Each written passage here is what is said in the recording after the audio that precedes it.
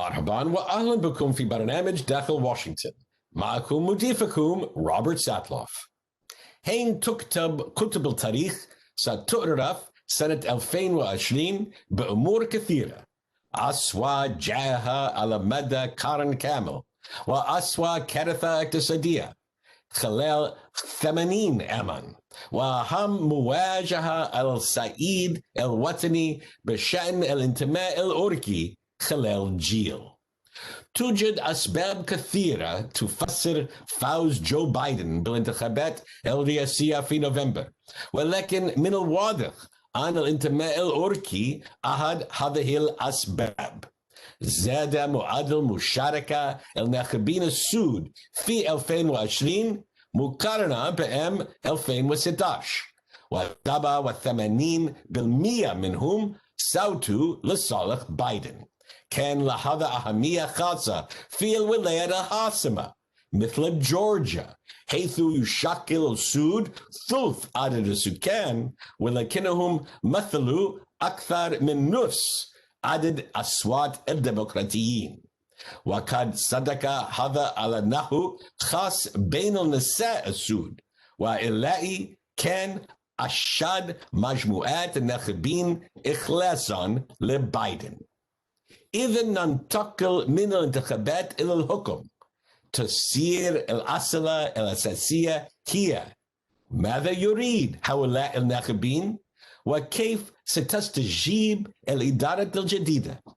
تقويم المظالم العرقية لا شك أنه أولية، ولكن ما موقعها من القائمة لمناقشة الجوانب السياسية لقضية الانتماء العرقي في الأيام الأولى من عهد إدارة بايدن. يسرني أن أرحب بواحد من أبرز الصحفيين السود في أميركا، وهو رولاند مارتن. Welcome back to Dakhel, Washington.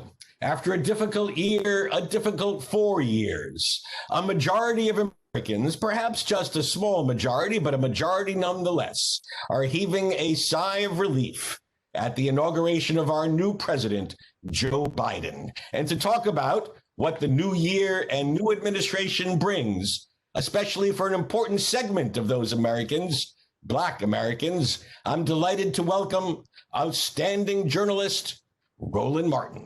Roland, welcome to our show. Glad to be back. So 2020 was a difficult year for our nation at large, especially for Black Americans. How is 2021 starting off?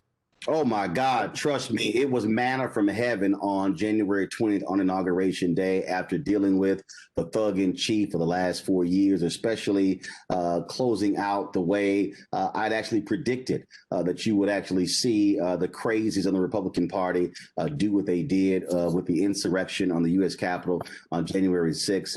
And when you talk about waking up and not having to go, man, what did the crazy nuts say today on Twitter? So he's no longer on Twitter, he's no longer on Facebook. And so praise the Lord, sanity has returned to America. So when you watched the inauguration, you watched Joe Biden's inaugural address, you heard the remarkable poet deliver a stunning poem that electrified Americans. How did you feel?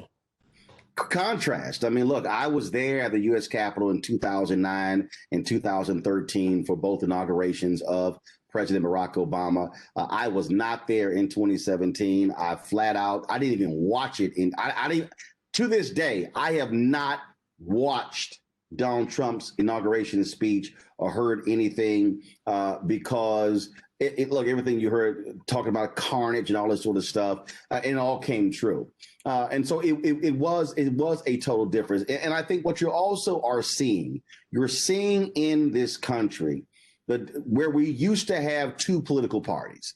We literally had the Democratic Party and the Republican Party. Now we really only have one political party, and then we have the total defense of anything crazy that Donald Trump does. And so to witness that, and it was also striking to witness when the inauguration was over, when they go through all of the different, procedures or just the historical things that we do where they present the gifts, and to listen to House Minority Leader Kevin McCarthy and listen to Senate Minority Leader Mitch McConnell say all these glowing things, knowing full well what they had said the previous 2 and 3 months about the election, refusing to acknowledge that Joe Biden won the election, shows you the hypocrisy of the party. And so we are right now still, even though a much better place with President Joe Biden, Vice President Kamala Harris, we still are in a scary situation where you have a party that absolutely refuses to hold this man accountable for inciting the insurrection against this very country. So then what do you think about Joe Biden's inaugural theme of unity? Can you imagine unity between the one party you just described and the other party that you just described in its own unique way? No, because the Republican Party lies when they say unity. Okay, they actually don't believe it. I mean, you can even tell that when it comes to after the battle back and forth, the power sharing deal, where Mitch McConnell, if you do this, this is going to cause harm to the Senate. What the hell have you done for the last 6 years when it comes to changing the rules and bending the rules to your will? And so, look. Of course, President Joe Biden was going to talk about unity. He was going to talk about that. But see, what people around the world need to understand when you talk about hypocrisy. Here you have Donald Trump gets elected, by the Electoral College, does not win the popular vote. Okay, more Americans voted against Donald Trump in 2016. Same thing happened in 2020. Did the Republicans or Donald Trump care about the people who voted for Hillary Clinton? Hell no. They didn't care. Trump and McConnell was about the base. Now Joe Biden wins. Now it's you should reach out. No, damn that. 81 million voted for Joe Biden. You focus on the 81 million. I know people will say he's a president for all people, but the reality is this here. Republicans made it clear how they want to play the game. Joe Biden should say, I'm going to play by your rules. Well, let me ask you about Black voting. 87% of African Americans, by the best numbers, seem to have voted for the Democratic ticket, Joe Biden and Kamala Harris. And Black women were the Democrats' single most loyal constituency. Why? What did they hope to gain? What did they hope to see Biden-Harris administration?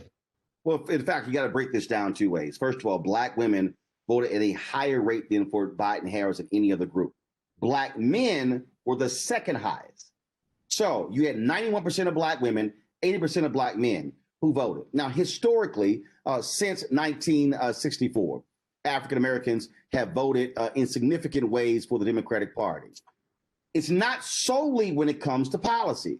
It's also because literally the Republican Party can't stand Black people. Now, of course, Black Republicans will say, Roland, that's simply not true. No, Republican Party is the party of voter suppression.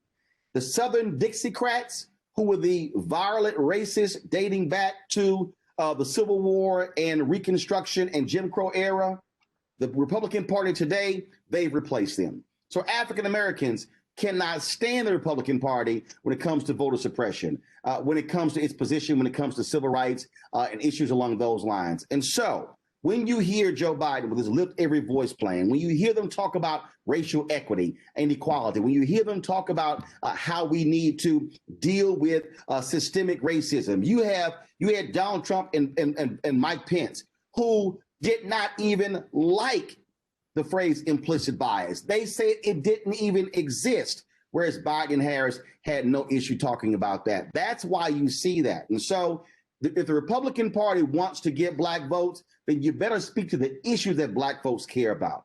They actually don't. And so what you're seeing here is also African Americans saying to President Biden and Vice President Harris, you're also going to have to deliver.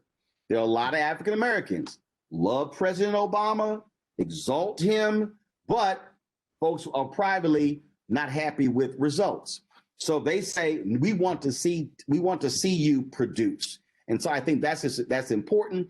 That's what President Biden is going to have to do when it comes to the issues. And this also now means that the Democrats who now run the Senate, they still run the House, are going to also have to do their job. The George Floyd Justice Act, passed by the House, held up in the Senate by Mitch McConnell last year. Democrats can now step forward, hold their 50 votes, and actually Vice President Harris breaks the tiebreaker. That now becomes law to deal with criminal justice reform and police reform in this country. The John Lewis Voting Act can fix the Supreme Court decision, Shelby v. Holder, that pretty much gutted the Voting Rights Act, which protected the voting rights of African Americans. Democrats hold those 50 votes in the Senate. It can actually pass the Senate and get signed into law. Those are two major issues. And the last point African Americans want to see, dealing with the issue of economic inequality in this country. Average white family, $110,000 in wealth in this country.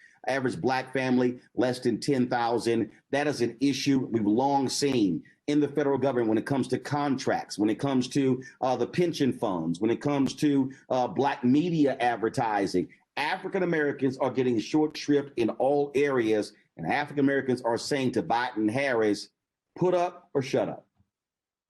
All right. Come back after the break. We're going to explore the early decisions of Joe Biden, whether they tap into the sort of sentiments Roland Martin just talked about, and whether in his effort to combat the coronavirus and the economic recession, our new administration is going to adequately address Black Americans. In just a moment. Impeachment is a rare event, so rare that Hollywood hasn't paid too much attention. It's no surprise that I can't find one good movie account of Andrew Johnson's close call in 1869, but it's a little bit more unusual to realize that Hollywood has not yet touched the Bill Clinton saga, even with its salacious details of his sexual relationship with a young White House intern. The only big screen accounts of impeachment concern the trial that never was, because Richard Nixon resigned rather than face the ultimate indignity. Here, I recommend two films: the classic 1976 film, All the President's Men, based on the book of the same name. It tells the thrilling tale of two Washington Post reporters, Woodward and Bernstein, played by marquee stars Robert Redford and Dustin Hoffman, who piece together the great conspiracy in American history and eventually take down the president. The second in this category occurs years after Nixon's resignation, a fictionalized version of the unforgettable series of interviews that the disgraced president held with renowned television interviewer David Frost. The verbal jousting in that 2008 film, titled simply Frost Nixon, is priceless. Now, neither of these would be made for Trump's impeachments. The Twitter-in-chief would never sit down for hours with a mainstream media journalist like Nixon did with Frost. And it didn't take reporters to chase Trump's story. Whether you think he's guilty or not, it happened before our very eyes.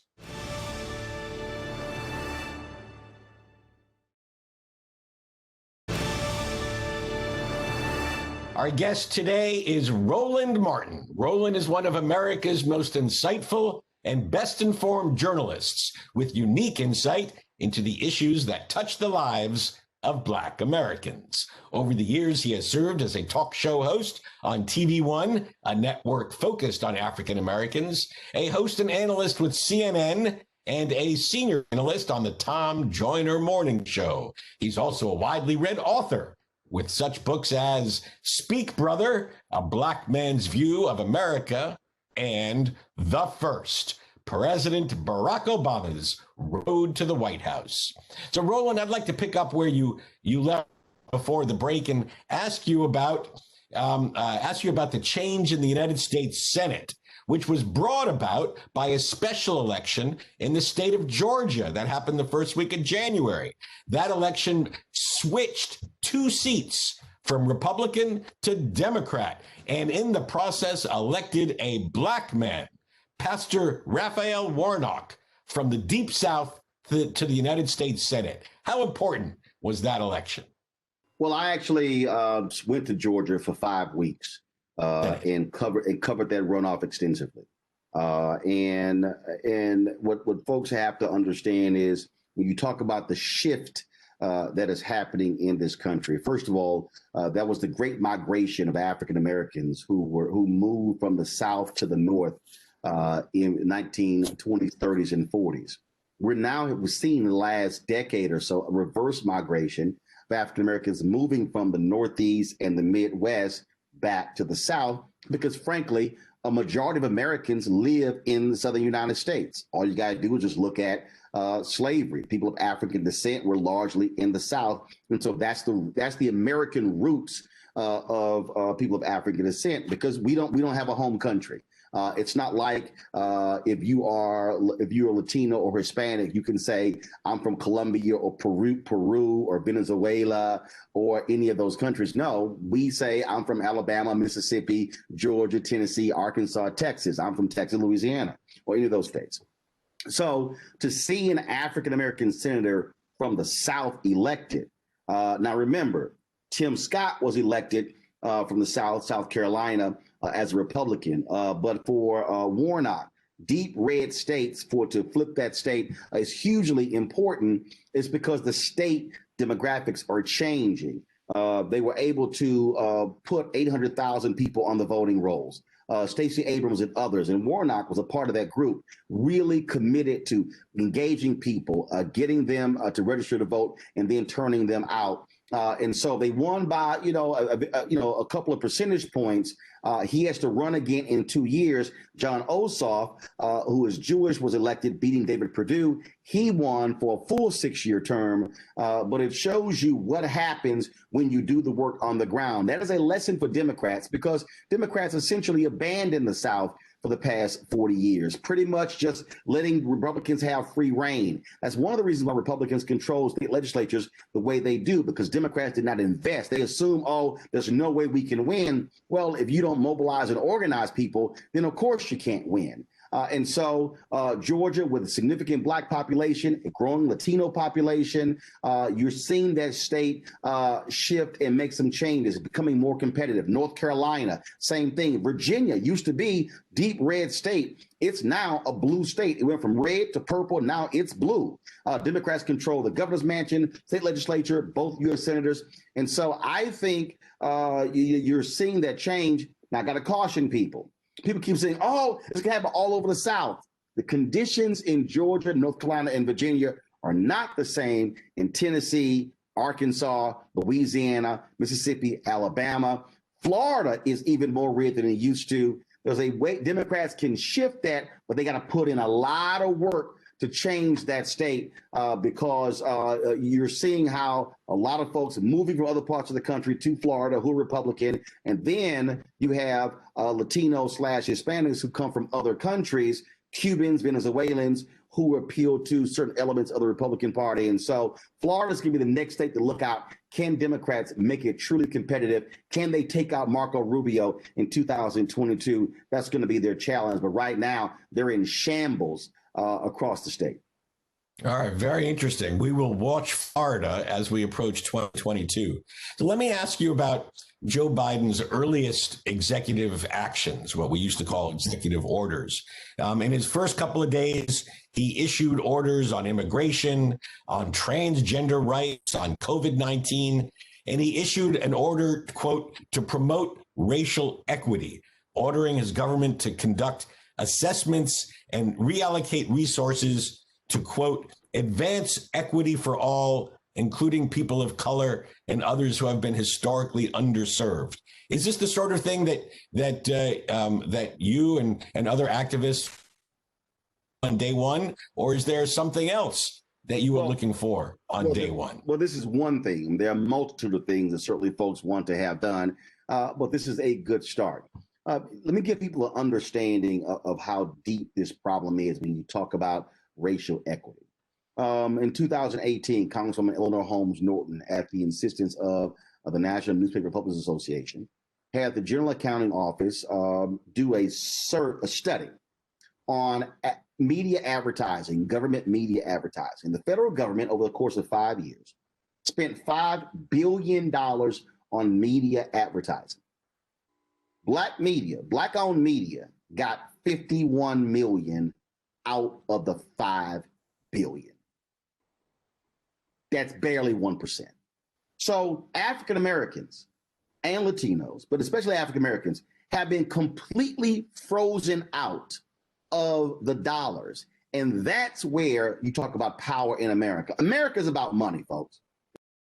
Thank you very much for helping to explain all this to our viewers abroad. And thank you for joining us on Dakhel, Washington. President Biden has a lot on his plate, crises that need urgent attention and real leadership. Top of the list is the coronavirus pandemic, which has already killed nearly 500,000 Americans. There's a race against time, which pits Americans and so many people around the world between the hopeful solution of a vaccine and the relentless spread of an even more virulent strain of this deadly disease. A close second on the priority list is the painful economic hardship caused by the virus, which continues to deepen.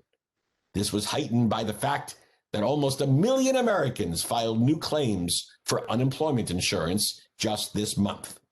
By comparison, that's 50% more than filed during the worst time of the 2008 financial crisis.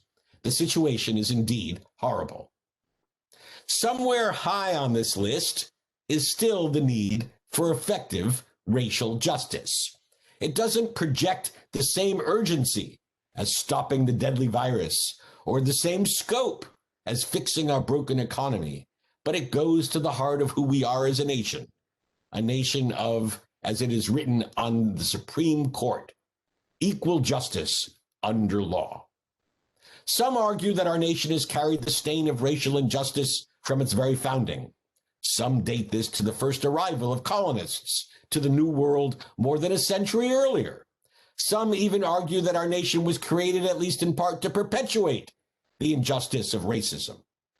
Historians and activists can argue about this. What is manifestly clear is that the stain of racial injustice was not washed clean by the North's victory in the Civil War, the end of slavery, and the constitutional reforms that followed. Nor was the stain washed clean by the passage of the Civil Rights Act and the Voting Rights Act a century later. Nor was it even washed clean by the election of our first Black president nearly a half century after that. One doesn't need a doctorate in American history to look outside the window to see that the stain of racial injustice remains deeply embedded in parts of American society today. Yes, it's apparent in our system of law enforcement and criminal justice. One need look no further than the different responses here in Washington to the rallies last May, which were met with rubber bullets, batons, and pepper spray, and the insurrection on January 6th, which saw examples of police bravery amid a general law enforcement apathy about the extent of the threat. But it is a mistake to limit the scope of reform to this arena alone. Real reform should extend from traditional areas like education, housing, and employment to non-traditional areas like environmental protection and climate policy. Real progress will take time. It won't happen overnight.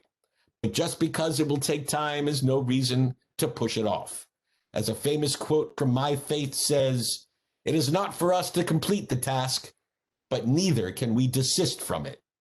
Let us not wait for all the other problems to get solved. Let's get started.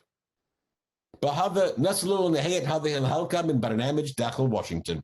إذا كانت لديكم أي استفسارات أو تعليقات حول هذه الحلقة وخاصة حول الانتماء العرقي والسياسة في أمريكا اليوم، أرجو أن تتواصلوا معي عبر تويتر على هاشتاج Inside Washington أو أن تراسلوني مباشرة على @RobSatloff.